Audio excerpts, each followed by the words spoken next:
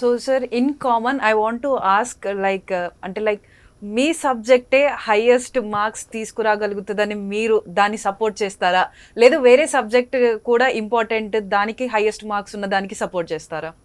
డెఫినెట్గా అయితే ఎస్ఎన్టీఏ చాలా ఎక్కువ రోల్ ప్లే చేస్తుందని అనుకుంటాను. Because 20 questions. Okay, so for example అంటే ఎస్ఎన్టీ ఎన్విరాన్మెంట్లో కనపడుతుంది, కొన్నిసార్లు జాగ్రఫీలో కొన్ని క్వశ్చన్స్ కనపడతాయి, పాలిటీలో ఈ కోడ్స్, ఎలక్ట్రానిక్ కోడ్స్ కావచ్చు, ఆర్ఎల్స్ in the case of digital governance. So నా పాయింట్ ఆఫ్ వ్యూలో అయితే science and technology is the key role for the success of UPSC preliminary అని చెప్తాను.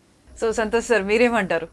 యాక్చువల్గా I'm not objecting sir, but polity and core subjects ఏవైతే ఉన్నాయో వాటితో పాటు వాటి వెయిటేజ్ అనేది కొంత తగ్గింది compare to previous years. But ఇక్కడ as of now at present మనకి science and technology at the same time environment మీద కూడా ఫోకస్ చేస్తూ ఎక్కువ అడుగుతున్నారు.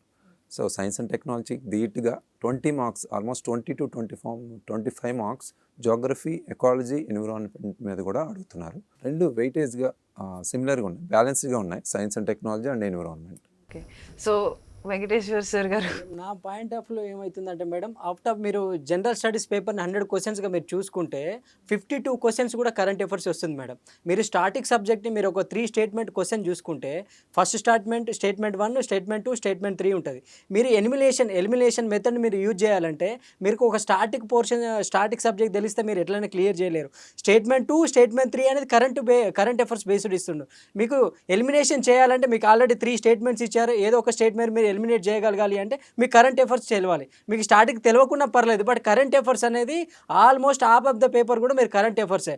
అంటే మీరు స్టాటిక్ సబ్జెక్ట్లో బేసిక్ ఉండగలిగితే ఎనీ గ్రాడ్యుయేట్ స్టూడెంట్స్ కూడా కరెంట్ అఫైర్స్లో ఎంతో కొంత బేసిక్ ఉంటుంది, తన గ్రాడ్యుయేషన్లో చదువుకొని ఉంటాడు, మీకు బేసిక్ నాలెడ్జ్ కొంచెం ఉండగలిగితే దెన్ కరెంట్ అఫైర్స్ అనేది చాలా ఇంటిగ్రల్ పార్ట్, చాలా కీ రోల్. మీరు ఒకవేళ మీ డ్రీమ్ ఐఏఎస్ ఐపీఎస్ మీరు కావాలనుకుంటే మీరు డైలీ లైఫ్లో మీ కరెంట్ అఫైర్స్ అనేది చాలా ఆల్మోస్ట్ 50% ఎజబో కూడా మీ డ్రీమ్ని అచీవ్ చేయడానికి, మీ బర్నింగ్ డిజైర్ని ఖచ్చితంగా మీరు క్రాక్ చేయడానికి కరెంట్ అఫైర్స్ అనేది చాలా కీ రోల్ పోషిస్తుంది మ్యామ్.